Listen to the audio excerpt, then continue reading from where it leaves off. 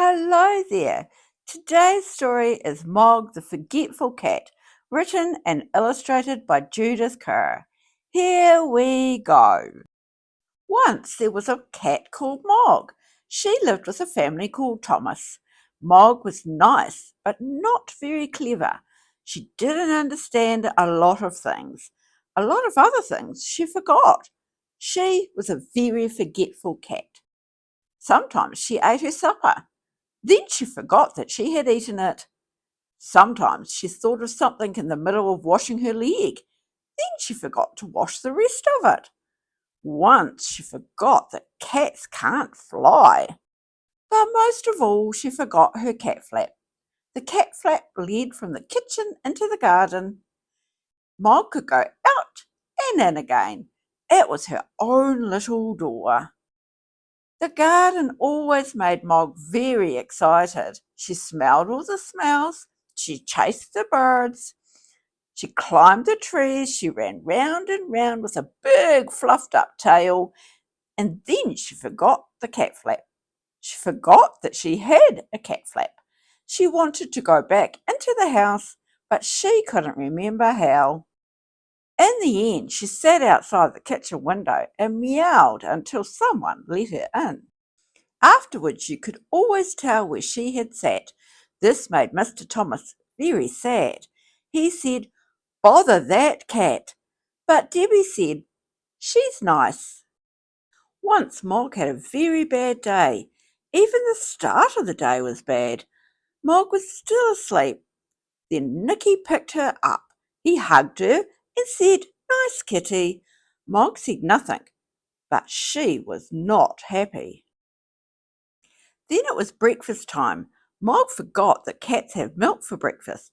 She forgot that cats only have eggs as a treat. She ate an egg for her breakfast. Mrs. Thomas said, "Bother that cat." Debbie said, "Nicky doesn't like eggs anyway." Mog looked through her cat flap. It was raining in the garden. Mog thought, perhaps the sun is shining in the street. When the milkman came, she ran out. The milkman shut the door. The sun was not shining in the street after all. It was raining. A big dog came down the street. Mog ran. The dog ran too. Mog ran right round the house and the dog ran after her. She climbed over the fence, she ran through the garden and jumped up outside the kitchen window. She meowed a big meow, very sudden and very loud. Mrs. Thomas said, "Bother that cat."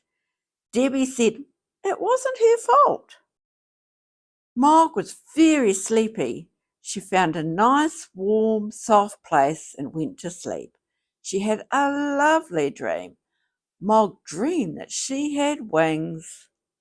She could fly everywhere. She could fly faster than the birds, even quite big birds. Suddenly she woke up. Mrs. Thomas said, "Bother that cat." Debbie said, "I think you look nicer without a hat." Debbie gave Mog her supper, and Mog ate it all up. Then Debbie and Nicky went to bed. Mog had a rest too, but Mr. Thomas wanted to see the fight. Mr. Thomas said, "Bother that cat." Mog thought, "Nobody likes me." Then she thought, "Debbie likes me." Debbie's door was open. Debbie's bed was warm. Debbie's hair was soft, like kitten fur. Mog forgot that Debbie was not a kitten. Debbie had a dream. It was a bad dream. It was a dream about a tiger. The tiger wanted to eat Debbie. It was licking her hair. Debbie shouted. Mog jumped. Mr. and Mrs. Thomas said, "Bother, bother, bother that cat." Debbie said nothing. She was still crying because of the bad dream. Mog ran out of the room and right through the house and out of her cat flap. She was very sad. The garden was dark. The house was dark too. Mog sat in the dark and thought dark thoughts. She thought, "Nobody likes me. They've all gone to bed. There's no one to let me in, and they haven't even given me my supper." Then she noticed something. The house was not quite dark. There was a little light moving about. She looked through the window. She saw a man in the kitchen.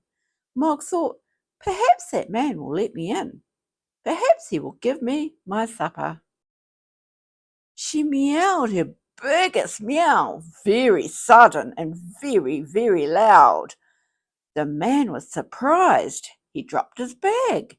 It made a big noise, and everyone in the house woke up. Mr. Thomas ran down to the kitchen and shouted, "A burglar!" The burglar said, "Bother that cat."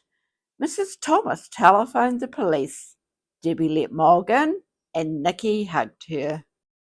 A policeman came, and they told him what had happened.